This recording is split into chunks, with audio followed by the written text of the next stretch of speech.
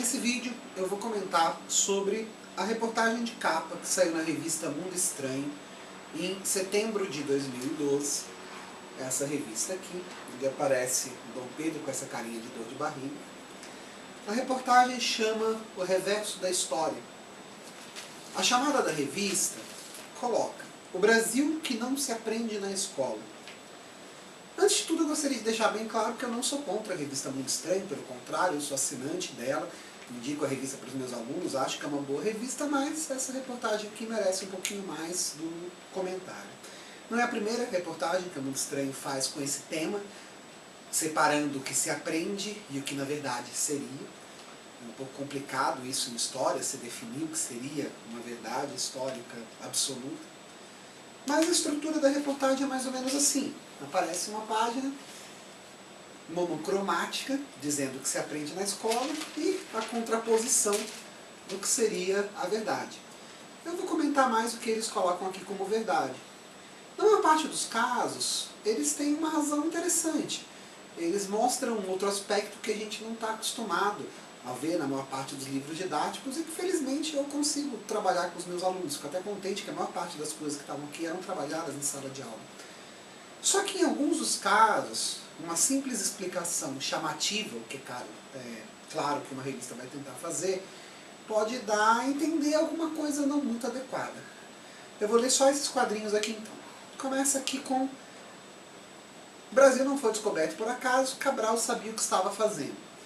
Acho que não vale muito a pena discutir esse, uma vez que a gente tem realmente uma série de provas que tentam comprovar que a descoberta do Brasil não foi por acaso, embora ainda tenha alguns historiadores que defendam a questão de ter sido por acaso. Só que aí entram alguns sobre o descobrimento do Brasil. Por exemplo, os bandeirantes eram parceiros dos índios, e aparece ali um bandeirantezinho, amigo do índio. E aqui eles colocam que em alguns casos os bandeirantes eram parceiros dos indígenas e que eles, mesmo não sendo heróis, na verdade não eram pessoas terríveis, como se pintaria nos livros. Tem um lado verdadeiro. O principal objetivo dos bandeirantes não era escravizar os escravos, mas a simples frase, bandeirantes eram parceiros dos indígenas, parece jogar fora a ideia de que eles escravizaram, de fato, indígenas. Houve escravidão indígena no Brasil, houve, mesmo ela sendo proibida em determinado momento por Portugal, e os bandeirantes estavam por trás desse tráfico de escravos. Existia uma escravidão e isso, de forma nenhuma, poderia parecer como eles amiguinhos dos indígenas, como aparece aqui na reportagem. Aparece a questão que os indígenas se beneficiaram na relação com os europeus. A revista dá a ideia de que, como eles estavam isolados da Ásia, África e Europa por 3.000 anos, eles não tinham saído da Idade das Pedras, da Idade das Pedras, e que eles acabaram sendo incorporados depois à população portuguesa. De certa forma foram incorporados os que sobreviveram, uma vez que houve escravidão indígena, uma vez que a maior parte da cultura indígena simplesmente foi destruída. A língua indígena, ela sobrevive como algumas poucas palavras de Tupi-Guarani no nosso vocabulário. Até hoje, povos indígenas são, em grande parte, isolados em reservas indígenas, de certa forma isolados da sociedade, e alguns se incorporaram, é verdade. Se a gente for comparar com o modelo de colonização que a Inglaterra fez nos Estados Unidos, puxa, realmente, os indígenas aqui teriam se beneficiado mais. Lá a situação foi muito pior. Mas houve modelos de colonização onde os indígenas tiveram uma participação muito maior. Compara a porcentagem de população indígena na Bolívia, por exemplo, com a porcentagem da população indígena atual no Brasil. Lá a gente tem uma maioria de população indígena, aqui a gente tem sobras, entre aspas, de uma população indígena. Então a forma como a revista coloca que os indígenas saíram ganhando com a colonização não leva em conta o fato deles terem perdido o território deles terem perdido a cultura deles, de praticamente se ter extinto alguns dos povos que existiam aqui. Então, de forma nenhuma, a gente pode ver essa relação como benéfica para os indígenas. Tem aqui o caso de alguns alimentos, que a gente acredita que seja daqui, mas na verdade não são. Isso aqui não é menos importante. E aí volto agora falando sobre a escravidão. Nesse próximo item, que é a escravidão, também a gente tem alguns simplismos que parecem jogar fora alguns aspectos muito importantes. Por exemplo, colocam aqui que escravos tinham escravos. Eles citam o exemplo de Chica da Silva, Zumbi dos Palmares, e de certa forma, não há muito o que negar. Chica da Silva ela fazia questão de exibir as suas escravas, por vezes, segundo conta alguns relatos, tinham que ser mais claras do que ela, para demonstrar a ideia de que ela, como negra, tinha escravas que eram parecidas mais com brancos do que com ela. Mas logo após isso vem a ideia de os próprios africanos é que vendiam os escravos. E colocaram dessa forma em um pequeno textinho dentro da revista que fala assim: os portugueses não se aventuravam à África dentro. Eles tinham entrepostos comerciais no litoral onde compravam escravos de guerra. Esse tipo de comércio sustentava a economia africana havia séculos. Reis locais mais poderosos tinham escravos brancos e tanta influência que trocavam cartas com monarcas europeus. Dá a entender, de certa forma, pelo título, pelo desenho e um pouco pelo texto, que os próprios africanos são os criadores da escravidão africana e eles são responsáveis por tudo que aconteceu e isso daqui é um simplismo histórico absurdo. Primeiro porque seria o mesmo que eu querer explicar, por exemplo, Primeira e Segunda Guerra Mundial da seguinte forma: os próprios europeus é que se mataram.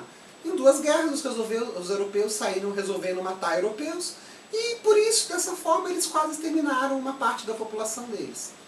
Só que para isso eu não poderia, eu teria que descontar a existência de vários países separados, a questão de etnias que estavam presentes nesses países que não eram integradas a eles. Eu precisaria descontar 1 milhão de coisas para caber nesse simplismo a ideia de que os europeus são tão burros que se matam. Só que aqui nesse texto, de certa forma, quem dá uma lida rápida e não conhece a história, dá a entender mais ou menos a ideia de que os africanos são tão burros que escravizavam os próprios africanos. Enquanto a gente tem uma série de reinos completamente diferentes aqui. Tirando que existia um tipo de escravidão na África que pode ser bem diferente do que o tipo de escravidão que os portugueses fizeram. A gente tem, por exemplo, a ideia de uma servidão obrigatória e temporária. Um povo que é escravizado numa guerra, ou pessoas que são escravizadas numa guerra, elas serviam por um tempo. Ao que dá a entender aqui, eles inventaram a escravidão, já haviam escravos lá que simplesmente os portugueses chegaram e compraram. E mesmo que os portugueses, de alguma forma, comprassem esses escravos, é a demanda da compra dos portugueses que vai fazer a escravidão se ampliar de forma tão grande. Muito maior do que os tipos de algo semelhante à escravidão que poderiam existir na África. Dentro dessas, também aparece aqui a questão. Portugal também desenvolveu o país, dizendo que a gente não pode ver como Portugal tomou as riquezas do Brasil, mas Portugal desenvolveu o Brasil, porque criou cidades, porque criou uma série de infraestrutura que existiam aqui no Brasil. É verdade, Portugal criou cidades e assim por diante. Se a gente for imaginar o Brasil hoje, é óbvio que a maior parte do que está aqui no Brasil hoje foi criada por Portugal. Nossa língua, nossa cultura e assim por diante. Próximo item aqui, Portugal também desenvolveu o país. E a ideia é que Portugal não simplesmente tirou as riquezas do Brasil, mas que ajudou a construir um monte de coisa aqui, cidades que a gente tem no Brasil, infraestrutura que a gente tem no Brasil hoje. E isso faz sentido de certa forma. Se a gente for imaginar no Brasil que a gente tem hoje, óbvio que Portugal ajudou a desenvolver o Brasil. Portugal fundou cidades que a gente tem até hoje, Portugal trouxe a língua que a gente tem até hoje, a escrita que a gente tem até hoje e assim por diante. Mas a gente tem que levar em conta que isso aconteceu com a destruição do que existia aqui antes. Então a gente tem a destruição e conquista de povos que moravam aqui para a criação de novo. E a gente, como herança dos portugueses, óbvio que vai olhar para o nosso tipo de cultura, para o nosso tipo de sociedade, e tem que ver sim que houve uma influência boa de Portugal. Mas ao mesmo tempo é uma série completamente infinita de possibilidades de se trazer o progresso sem que haja o extermínio de uma cultura. Existe uma série de possibilidades de trocas culturais que foram diferentes do que o modelo de colonização, que é um modelo de exploração, que é um modelo que visa enriquecer a metrópole, no caso aqui Portugal. Portugal não é um malvado porque era algo comum na época e o Brasil não foi o único local colonizado. Mas de forma nenhuma a gente pode olhar sem ter esse viés histórico, simplesmente como Portugal foi bonzinho de ter colonizado o Brasil. Bem, seguindo nessas, tem algumas coisas que eu não tenho que discordar, mas a gente tem uma outra aqui que é Aleijadinho é uma invenção literária. E dá a entender de alguma forma que o Aleijadinho ele foi uma inspiração no Corcunda de Notre Dame, obra do Victor Hugo. E, se a gente for pensar, é claro que existe uma romantização em cima de um personagem histórico, isso acontece em 1 milhão de casos. Só que isso é muito comum em história, você tentar provar que alguém de verdade não existiu. Há pessoas que tentam provar que Shakespeare não existiu. Mas a questão é, alguém escreveu as obras de Shakespeare, alguém produziu as obras de Aleijadinho, ainda que seja mais de um. Então, faria muito mais sentido, ao invés de colocar que Aleijadinho é uma invenção literária, tentar buscar o que desse Aleijadinho é verdade e o que foi floreado depois. Mas o personagem existiu, a gente tem uma produção artística no Brasil nesse momento, em Minas Gerais. Dentro disso, há mais alguns detalhes depois. E um deles é, a Inglaterra não queria a Guerra do Paraguai.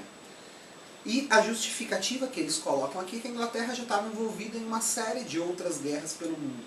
É verdade, a Inglaterra estava envolvida em outras guerras mais ou menos nessa época, como a Guerra do Ópio na China, mas a gente está em um momento que é o chamado imperialismo, ou neocolonialismo, onde a ideia é essa, algumas potências, especialmente a Inglaterra, embora França e Estados Unidos também, mas algumas potências industriais, elas influenciavam na política de outros países, elas geravam guerras que fossem benéficas a ela, e elas acabavam lucrando muito com isso. Então, simplesmente dizer que a Inglaterra já estava envolvida em outros conflitos, isso não é motivo para dizer que ela não tinha interesse na Guerra do Paraguai.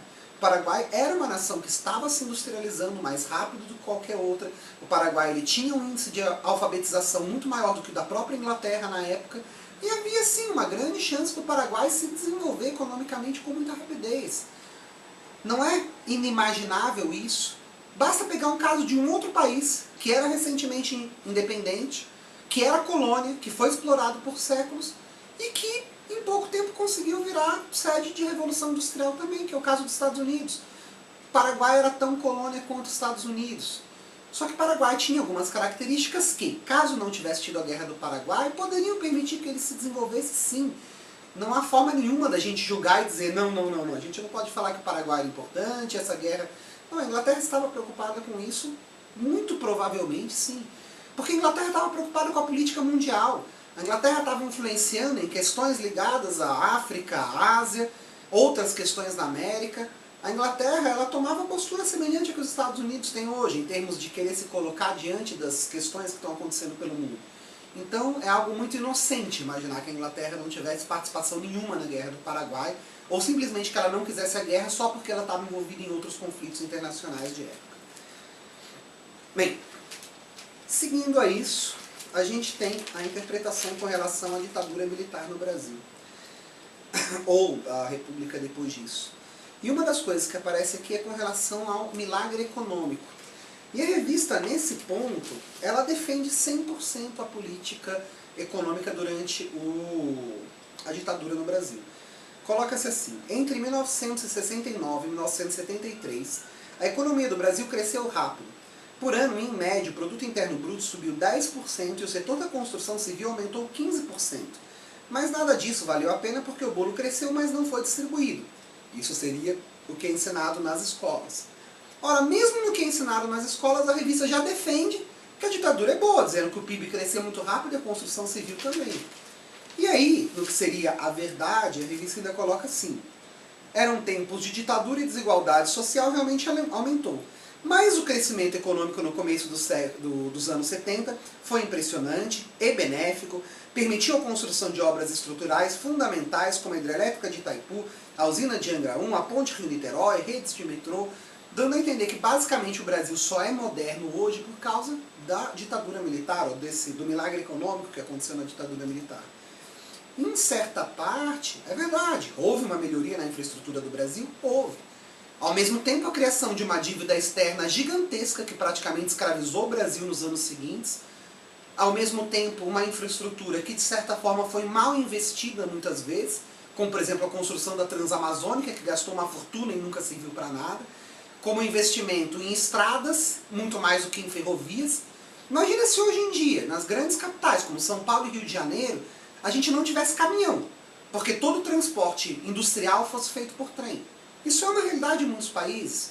A gente só tem uma série de problemas que a gente tem hoje por má estrutura de planejamento na época, porque interessava mais algo que fosse imediatista na época, para o governo militar, na sua aliança com os Estados Unidos. Então, seria completamente simplista, simplesmente olhar e falar, não, nessa época tudo foi bom e o milagre econômico é verdadeiro. Se a gente for pensar criticamente, até o que é considerado bom pode ser visto por um lado bem negativo.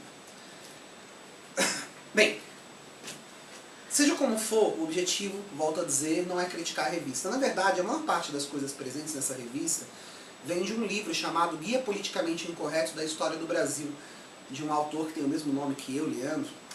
E esse livro ele traz uma série de outras curiosidades sobre a história do Brasil e um pouquinho mais explicado do que aqui. Seja como for, é interessante a gente ir atrás de curiosidades, a gente ir atrás de coisas que não são como realmente se explica nas escolas, nos livros, em qualquer outra situação. O difícil é simplesmente alguém conseguir julgar o que realmente é e o que realmente não é. Pelo contrário, a gente deve sempre tentar ampliar, ver versões diferentes, tentar conhecer mais, tentar ver opiniões diferentes sobre um mesmo assunto e aí criar a nossa própria opinião. E nunca simplesmente fechar o nosso conhecimento baseado em um parágrafo colocado numa revista ou num livro didático, que aqui está sendo criticado pelas revistas. É isso que eu sempre sugiro aos meus alunos, tente conhecer o máximo possível.